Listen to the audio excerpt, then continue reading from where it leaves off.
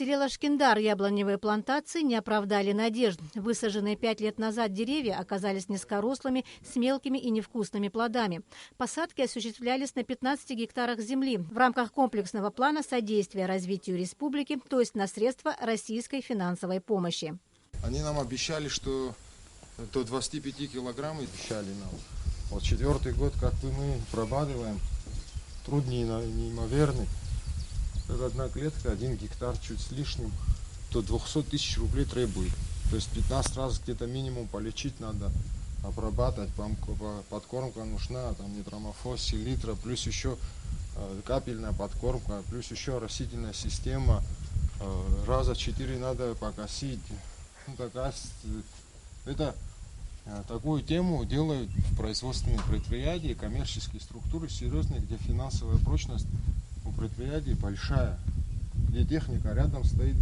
Оказалось, что во время закладки плантаций не учли состояние почвы, не были сделаны необходимые расчеты по стоимости вложенного труда, продажной цены и прочих параметров. В Институте ботаники удалось обнаружить лишь сметы проведенных работ. Вся программа стоила около 1 миллиарда. 1400 гектаров. По всей Абхазии. 1400 гектаров, я с цифрами, которые владею, это что было? 400 миллионов на эти все работы, на посадку, да? 400. А потом еще по 180 миллионов до плодоношения якобы делать. А сейчас понимаем, что эти яблоки, они не будут плодоносить. От них толку мало. А вложили же деньги. Это реально же так.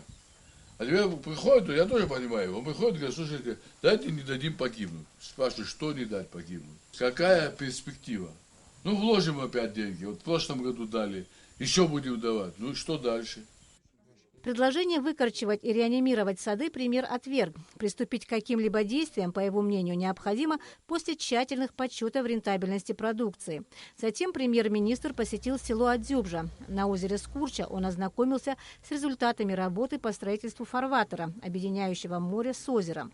Работы здесь проводились в течение месяца компанией «Скурча Горизонт».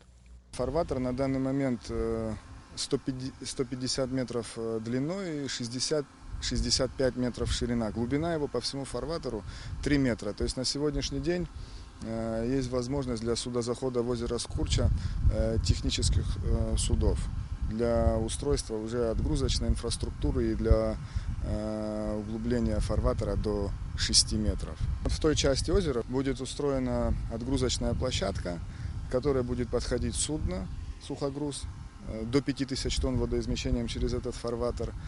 Проект позволяет использовать местность не только как зону отдыха, но и как возможность начать здесь производство, в частности, вывоз щебня морем в Крым. Кроме того, здесь построен первый из нескольких предусмотренных по плану технических мостов. По плану у нас строительство 3 мостов, на сегодняшний день построен, 1. Через канал, который тоже мы в свое время устроили. Канал от реки Кодор впадает, в озеро Скурча. Он был создан для опреснения озера. Мост предназначен для доступа грузового транспорта к причальной инфраструктуре. Отгружать инертные материалы здесь могут машины весом до 100 тонн. Проект строительства фарватера и инфраструктуры реализуется на средства компании «Скурча Горизонт». Балакварче, Тимур Гогохия, Абхазское телевидение.